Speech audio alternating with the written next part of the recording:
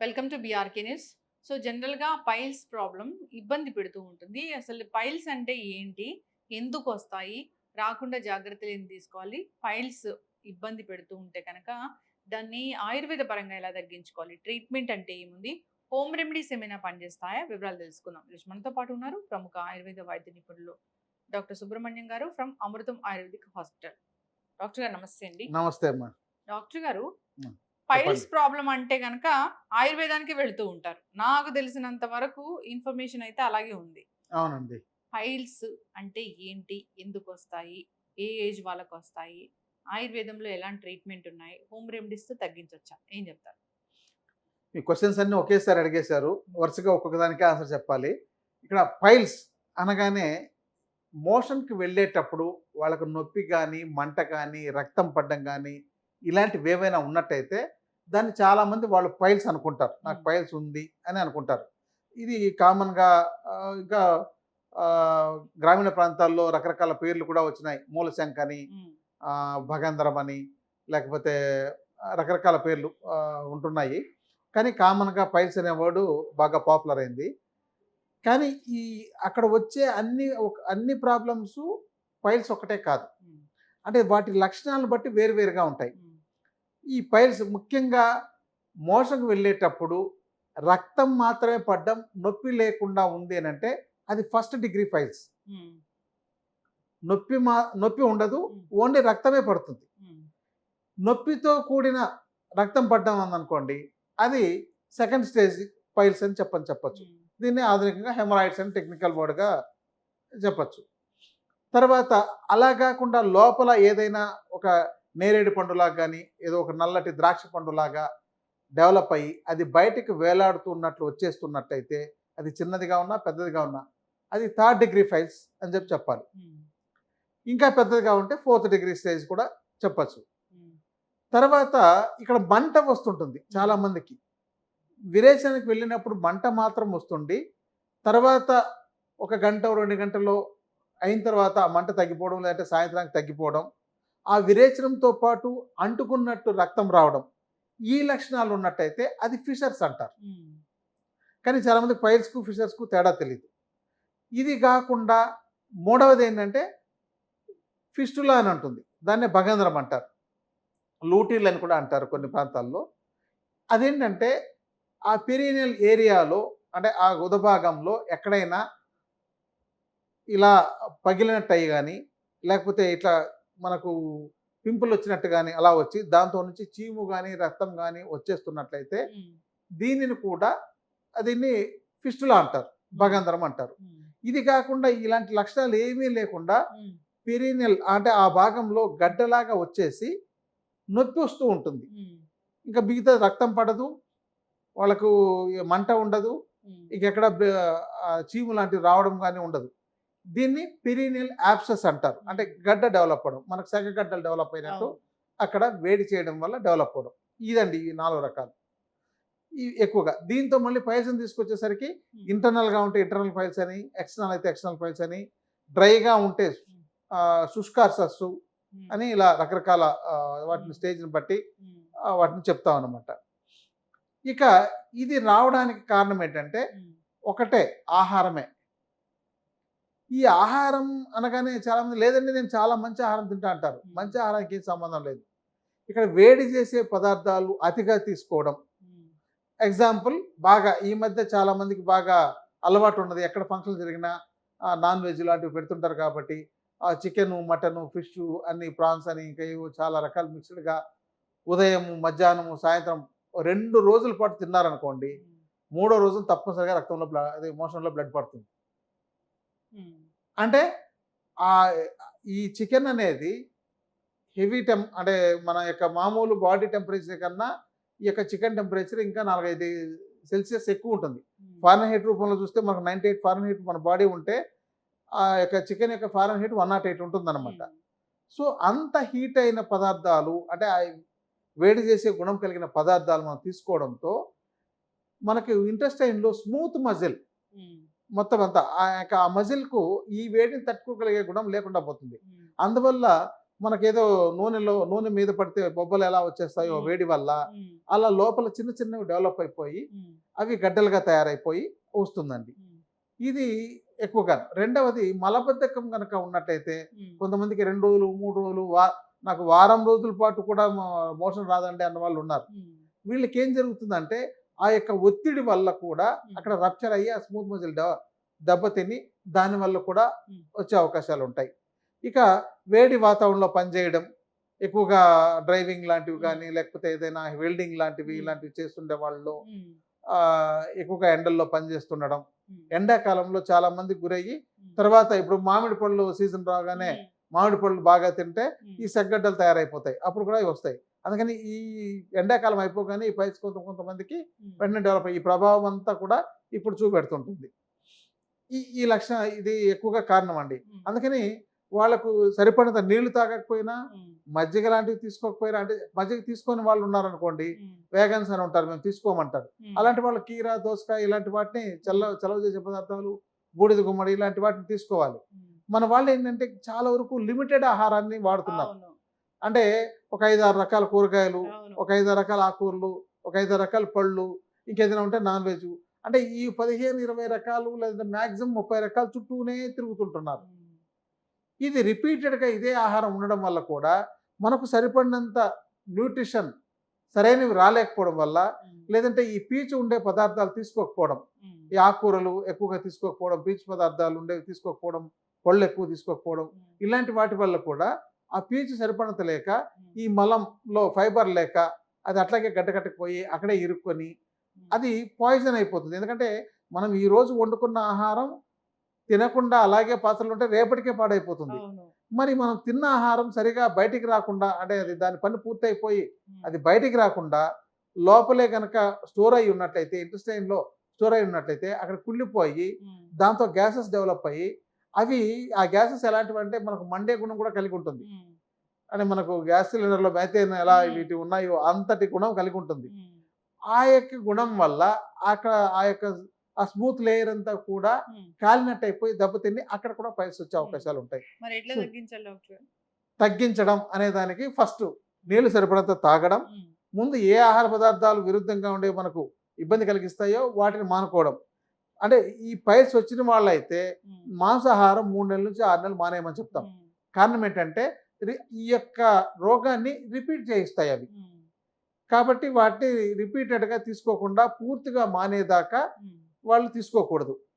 రెండవది ఏంటంటే ఈ చికిత్స విషయంలోకి వచ్చేసరికి ఈ ఆహారాలు మానితేనే తగ్గుతుంది, ఆహారం మానకుండా అది తగ్గదు.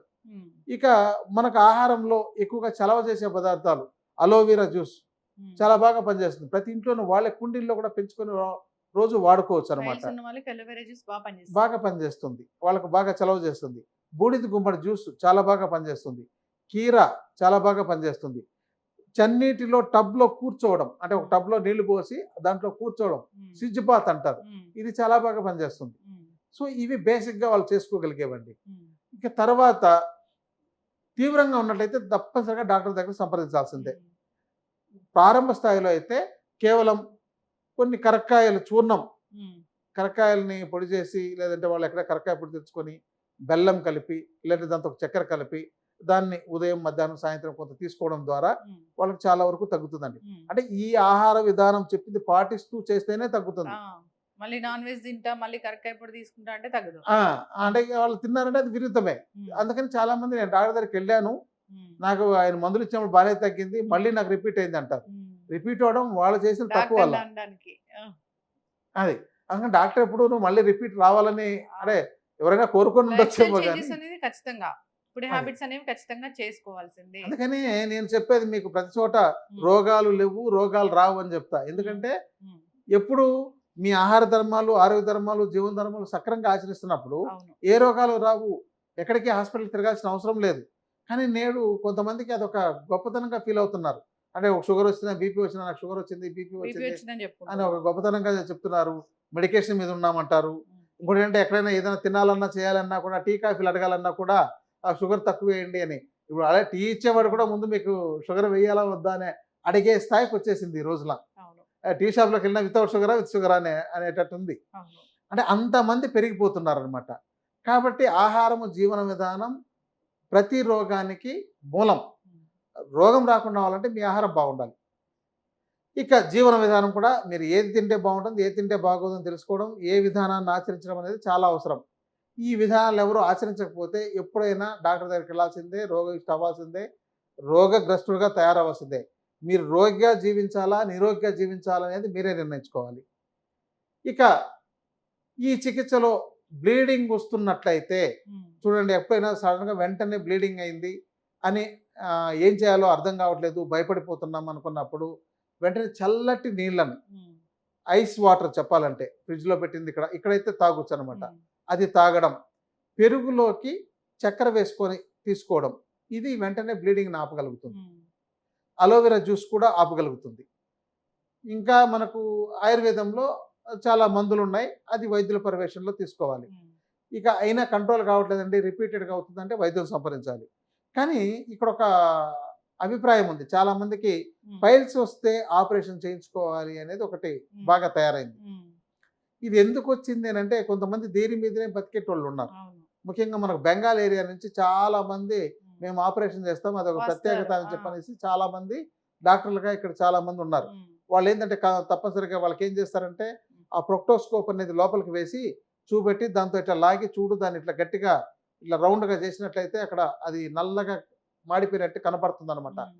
ఇది వాళ్ళకి ఫైల్స్ అని ఫోటోతో సహా తీయించి మరీ చూసి చూపెట్టి చెప్తున్నారు. హ్మ్. కానీ 90% ఎవ్వరికీ ఫైల్స్‌కు హ్మ్. ఆపరేషన్ చేయాల్సిన అవసరాలు ఉండవు. హ్మ్. ఎందుకంటే ఆపరేషన్ అనగానే ఓ 10,000, 20,000, 50,000 ఇక వాళ్ళ యొక్క కండిషన్ బట్టి తీసుకుంటున్నారు. హ్మ్. కొంతమందికి ఓపిక ఉండదు, వెంటనే తగ్గిపోవాలనుకుంటారు.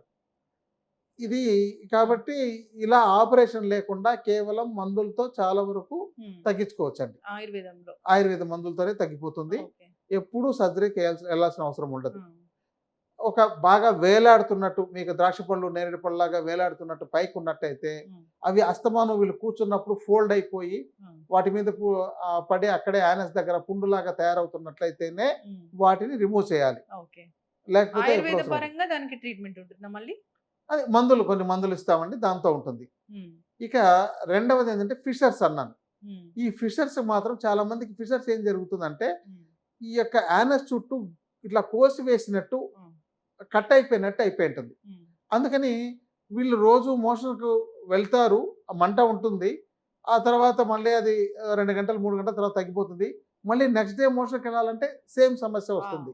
ఎందుకంటే ఆ యొక్క యానస్ అనేది హ్మ్. కన్సిస్ట్ అయిపోవడం, మళ్ళీ నెక్స్ట్ డే మోషన్‌కెళ్ళాల్సినప్పుడు ఎన్లార్జ్ అవ్వడం, హ్మ్. అది జరిగినప్పుడు అక్కడ డ్రైగా ఉండడం వల్ల ఏమైతుందంటే ఇట్లా పగుళ్ళలాగా వచ్చేస్తాయి. ఇట్లా హ్మ్. కత్తితో ఘాట్లు పెట్టినట్టు వచ్చేస్తాయన్నమాట.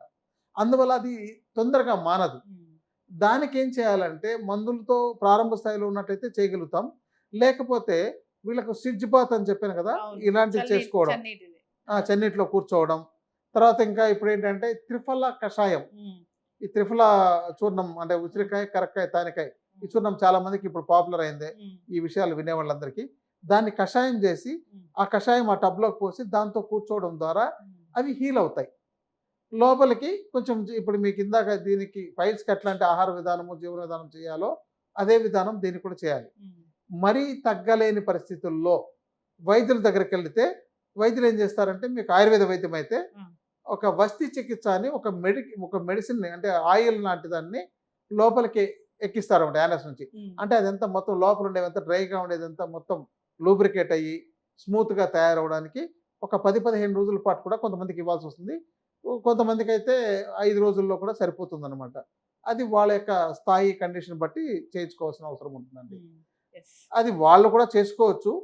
కానీ వైద్యుల దగ్గరెళ్లి వాళ్ళ పర్యవేక్షణలో, ఎందుకంటే దానికి వాడే ట్యూబ్ కానీ, హ్మ్. గ్లౌజెస్ గానీ ఇలాంటివేవీ లేకుండా ఎవరికి పడి వాళ్ళు అవును. చేసుకున్నట్లయితే ఇన్ఫెక్షన్ అయ్యే అవకాశాలుంటాయి కాబట్టి, హ్మ్.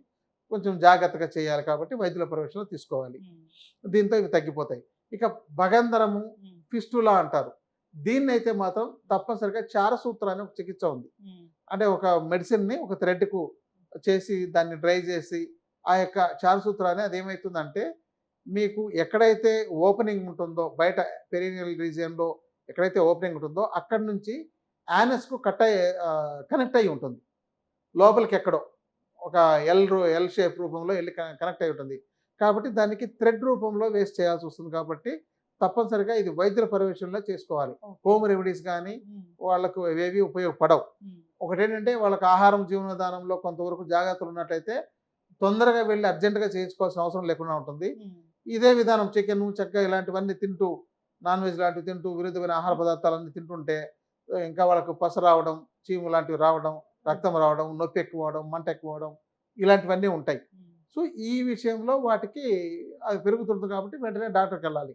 అందుకని కొంతమందికి ఎలా ఉంటుందంటే అది తక్కువ స్థాయిలో ఉందంటే తప్పనిసరిగా మందులతో తగ్గవు కాబట్టి ఈ చికిత్స చేయాలి కాబట్టి మీరు అన్ని బాగా తినరండి, అది ఇంకొంచెం బాగా పెరిగితే ఈజీగా ట్రీట్ చేయొచ్చు అని కూడా చెప్పాల్సిన అవసరం ఉంటుంది. ఇది ఇక తర్వాత పెరినియల్ యాబ్సెస్ అన్నాం.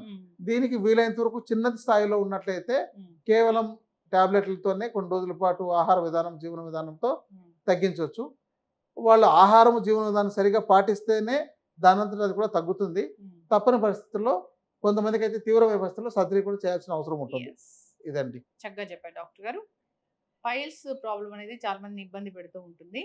సో ఇబ్బంది పడుతున్న వాళ్ళు మీరు చెప్పిన రెమెడీస్ పాటిస్తూ, అంతేకాకుండా ట్రీట్మెంట్ ఉంది ఆయుర్వేదంలో, చాలా చక్కటి ట్రీట్మెంట్ ఉంది. అంటే ఆ ట్రీట్మెంట్ ఎలా ఉందంటే ఇప్పుడు ఆధునికంగా ఇప్పుడు బెయిలీ అండ్ లవ్ అనే వాళ్ళు సర్జరీ బుక్ రాశారండి. దానిలో కూడా వీటికి ఎక్కడ సర్జరీ చేయొద్దనే రాశారు. అంటే దీనికి ఆయుర్వేదంలో ఉంది అని, ఆయుర్వేదంలో దీనికి నంబర్ 1 ట్రీట్మెంట్. అసలు చెప్పాలంటే దీనికి ఎక్కడికి ఎవరైనా సరే చివరిలో ఎన్ని ఆపరేషన్లు చేయించుకున్నా కూడా ఏం చేసినా కూడా రిపీట్ అయ్యే అవకాశాలు ఉంటాయి కాబట్టి దీనిలోకి వచ్చినట్టయితే ఆ అవకాశాలు చాలా వరకు తక్కువ ఉండవు. వాళ్ళ ఆహార విధానం జీవనం సరి లేకుండా పోయినప్పుడు తప్ప. అంటే ఈ పైల్స్కి ట్రీట్మెంట్ తీసుకున్న ఆయుర్వేదంలో మళ్ళీ వాళ్ళ లైఫ్ స్టైల్ చేంజ్ చేసుకోవాలి, వాళ్ళ ఆహార విధానాలు అయితే మార్చుకోవాల్సిందే. అవునండి. అంటే అదే ఇక్కడ మీకు ఇతర చాలా ఎపిసోడ్లో చెప్తుంటాం, రోగిగా జీవించాలా నిరోగిగా జీవించాలా అనేది ఇక్కడ నిర్ణయించుకోవాలి. చక్కటి ఇన్ఫర్మేషన్ డాక్టర్ గారు, చాలా చక్కగా చెప్పారండి. ఇబ్బంది పడుతున్న వాళ్ళు కాంటాక్ట్ చేయాలని కోరుకుందాం. చాలా చక్కటి ఇన్ఫర్మేషన్. ధన్యవాదాలు. నమస్తే అండి.